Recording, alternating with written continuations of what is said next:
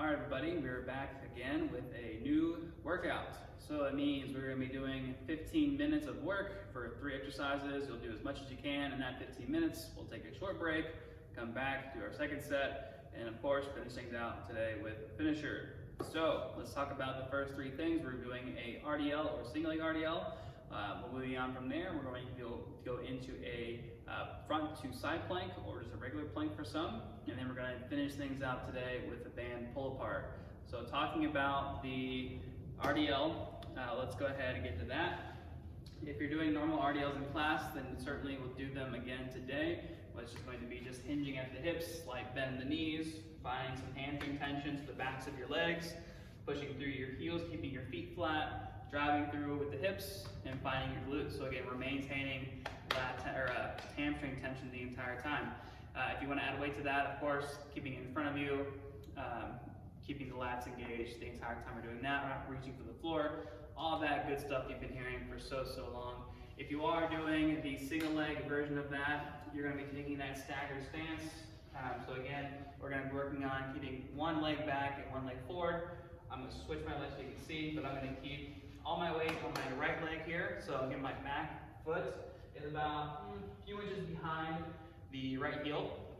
I'm going to then hand at the hips like normal. I'm going to keep the knees slightly bent, focusing on just finding my right hamstring, pushing through my heel, but again, keeping my foot flat, driving through, same cues as the other one, finding a glute at the top. Now, the one thing different is going to be you're focusing on just finding one side hamstring instead of both.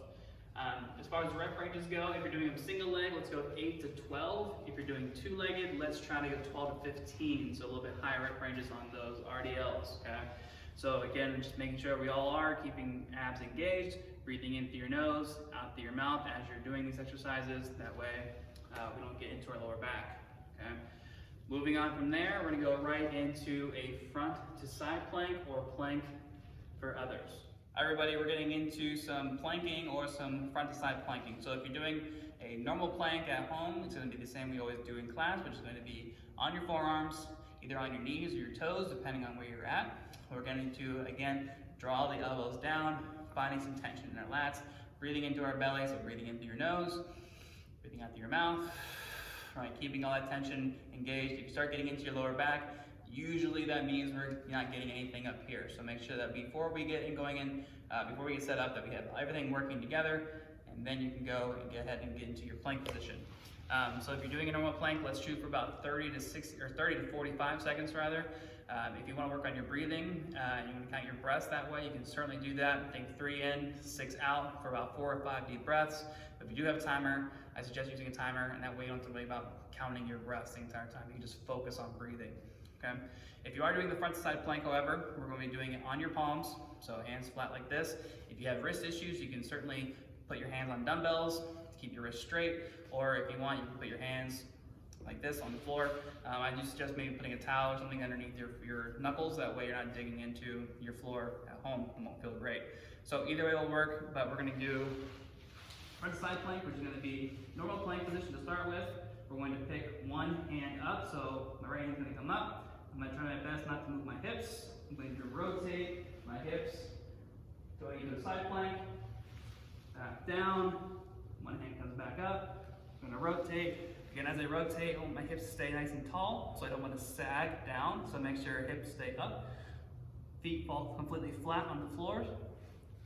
Rotate back down, and we'll do about 5 to 6 aside there. If you want to make that a little more challenging, dropping down to forearms, same deal here. Again, hand comes off first and then the hips move, not the other way around. 5, 6 of those, and that goes right into today's last thing, which is going to be a baseball band pull apart. We're going to grab onto your band. Now, if you have a loop band like I have here, you can always double up to make that a little more challenging. So grabbing on like this. If you get the hands closer together, more challenging there. Hands farther apart, less challenging. You always want to start these up by making them as challenging as possible, and then as they get more difficult, you can always back off a little bit and move your hands farther away, or drop one band completely and go single band, okay? But getting into them, you're going to start by, band should be about eye height. From here, you're going to brace abs, get some glutes going, that way we're not going into that extension. Okay, so we don't want the sway back here. So tucking your butt, find your abs, breathing. So I'm gonna breathe in.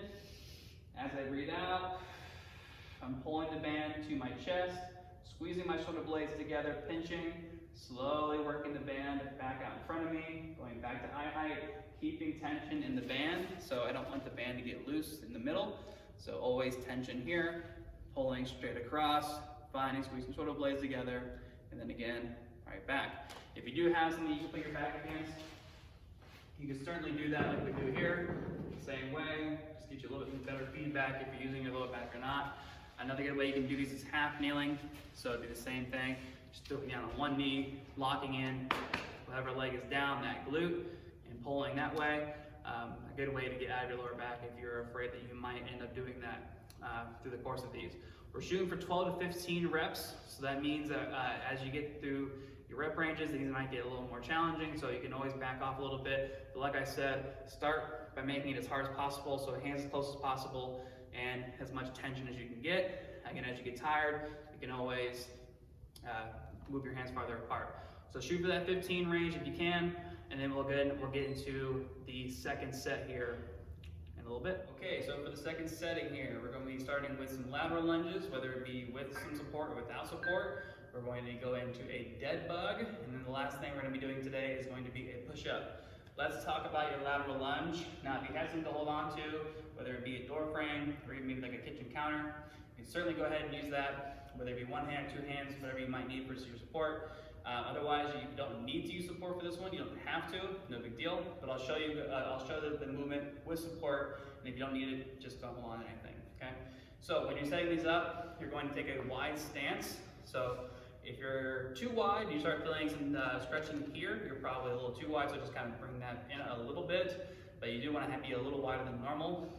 When you're holding on to whatever you need for some support, you're going to hold on with one hand or two hands. Like I said before, it is up to you. We're going to then hinge at the hips, so butt will come back a little bit. I'm going to lean into one side or the other, so I'm going to lean into my left side so you guys can see. But again, as I lean into that side, I don't want to drive with my knee. What I mean by that is I don't want the knee to go this way. That's going to give us a lot of tension on that knee joint. So I want the hips to travel backwards, like I said before, hinging at the hips first and then leaning. That'll keep your knee pretty straight. So I want to keep it as vertical as possible, maybe a little bit of lean in there. We just don't want the knee to go past the balls of our feet. So loading into the heel here, should feel some tension in the hamstring and glute, maybe a little stretch in the leg on the other side.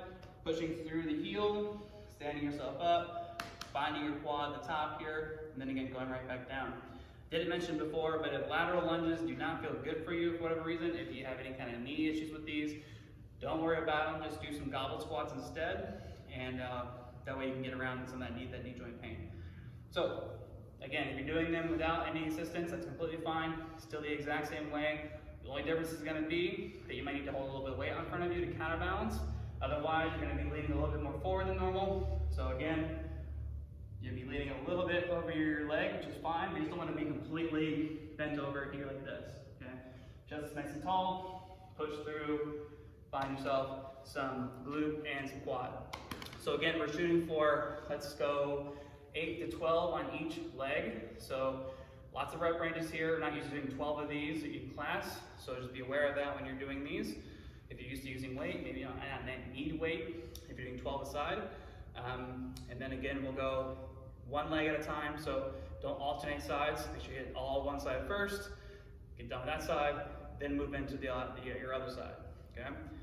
Let's go ahead and talk about the dead bugs. We are going to be on your backs, okay? So find a good spot. We're going to lean up onto your back. We're going to keep knees bent, so maybe like 90-degree angles in your knees. We're then going to breathe into your nose to fill your belly all the way up. As you're doing this, your back should be completely flat on the floor. So again, we're actively pushing your back down. The more breathing we do, the more we're going to feel this. Okay? If we go quickly and we don't really think about what we're doing, then it's not going to feel challenging at all, and it's just going to feel like you're wasting your time, which basically you are. So again, breathing in through your nose, out through your mouth. As I breathe out, I'm gonna lower my leg down to the floor. I'm gonna breathe in again and bring it on back up. Okay, so a full rep will look something like this. We're gonna breathe in, breathe out.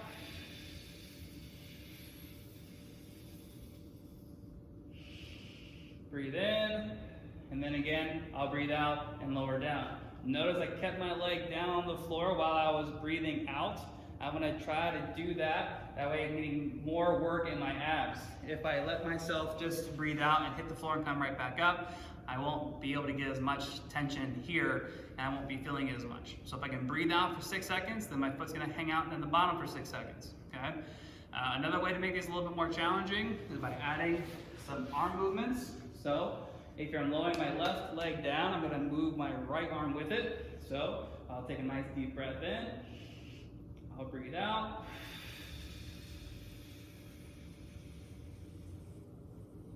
I'll breathe in. And then I'll switch. Breathe out.